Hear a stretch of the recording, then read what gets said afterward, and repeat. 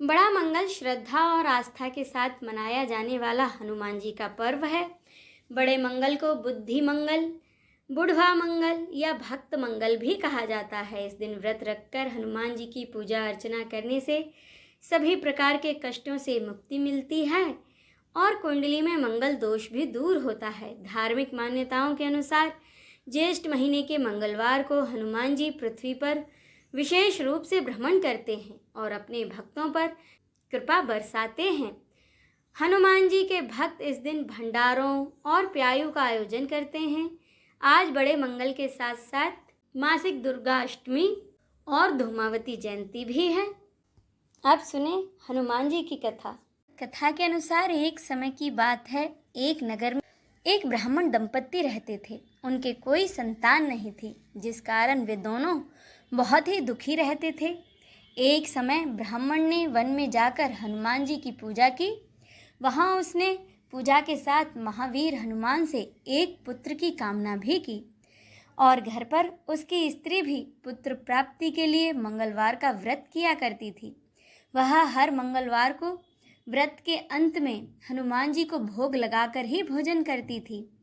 एक बार मंगलवार के दिन किसी कारणवश ब्राह्मणी भोजन न बना पाई और न ही हनुमान जी को भोग लगा सकी।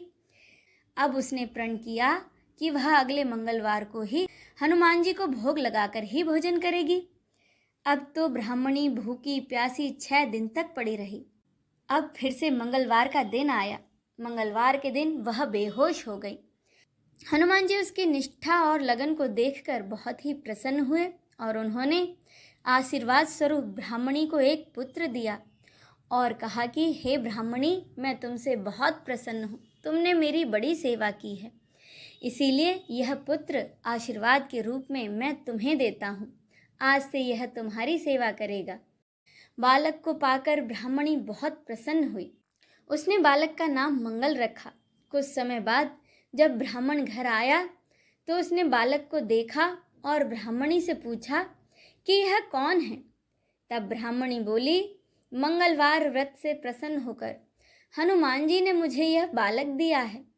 लेकिन ब्राह्मण को अपनी पत्नी की इस बात पर विश्वास न हुआ और एक दिन मौका देख ब्राह्मण ने उस बालक को कुएं में गिरा दिया।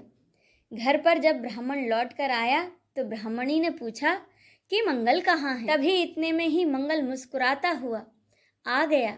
उसे वापस देखकर ब्राह्मण आश्चर्यचकित रह गया। रात को हनुमान जी ने उस ब्राह्मण को सपने में दर्शन दिए और कहा कि यह पुत्र उन्होंने ही ब्राह्मणी को दिया है।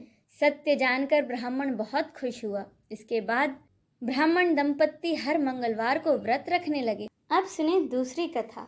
एक दिन रामेश्वर तीर्थ में महावीर हनुमान की भेंट अर्जुन से हुई। अर्जुन को अपने धनुर्धारी होने पर बड़ा ही घमंड था।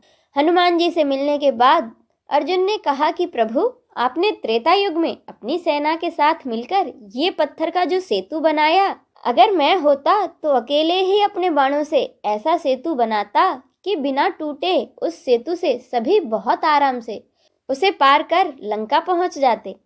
ऐसे में श्री राम ने क्यों नहीं स्वयं ऐसा सेतु बना लिया। हनुमान जी ने अर्जुन की पूरी बात सुनी और बड़े ही विनम्रता पूर्वक कहा कि जिस स्थान पर आप अभी खड़े हैं, यहाँ बाणों से सेतु बनाना संभव नहीं है। ऐसा सेतु मेरी सेना का वजन क्या, मेरा ही वजन नहीं संभाल पाता। इस पर अर्जुन ने हनुमान जी से कहा और उन्हें चुनौती दी कि अगर उन्होंने बाणों से ऐसा सेतु बना दिया जिसमें हनुमान जी 3 कदम चल पाए तो फिर हनुमान जी को अग्नि में प्रवेश करना होगा, और अगर हनुमान जी के चलने से पुल टूट गया तो फिर अर्जुन अग्नि में प्रवेश कर जाएंगे। हनुमान जी ने अर्जुन की चुनौती स्वीकार कर ली। इसके बाद अर्जुन ने उनके सामने ही एक सरोवर में बाणों का सेतु बनाकर तैयार कर दिया। हनुमान जी प्रभु राम का नाम लेकर उस सेतु पर चल पड़े, लेकिन हनुमान जी का पहला कदम पड़ते ही वह सेतु डगमगाने लगा।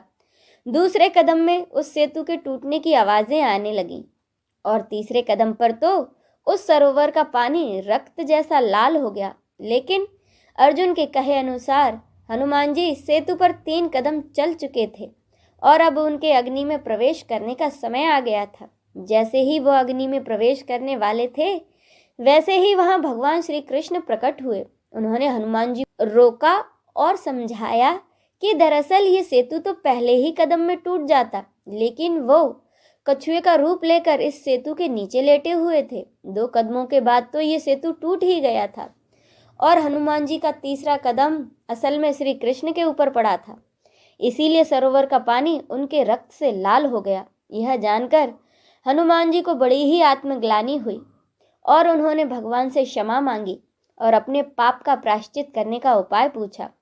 अर्जुन को भी यह सब जानकर बड़ी ही निराशा हुई और उन दोनों ने भगवान श्री कृष्ण से माफ़ी मांगी। तब श्री कृष्ण ने दोनों को समझाया कि जो भी हुआ है उनकी इच्छा से ही हुआ है। ऐसे में मेरी यही इच्छा है कि आप कुरुक्षेत्र के युद्ध में हमारी सहायता करें। हनुमान जी ने उनसे पूछा कि वो कैसे अर्जुन की सहायता कर सकते हैं। तब श्री कृष्ण ने हनुमान जी को अर्जुन के रथ के ऊपर की ध्वजा में विराजमान होने को कहा। ऐसा करने से विरोधियों के बाण रथ पर तो लगेंगे, लेकिन हनुमान जी के वजन के कारण रथ पीछे नहीं जाएगा और अर्जुन को आगे बढ़ने से कोई नहीं रोक पाएगा। हनुमान जी ने श्री कृष्ण की बात मान ली और इस तरह से महाभारत युद्ध के दौरान अर्जुन के रथ के ऊपर की ध्वजा में भगवान हनुमान जी विराजमान हुए। इसी के साथ यह कथा संपूर्ण होती है। बोलिए केसरी नंदन महावीर हनुमान की जय, भगवान श्री रामचंद्र की जय। नमः पार्वते पते हर हर महादेव की जय।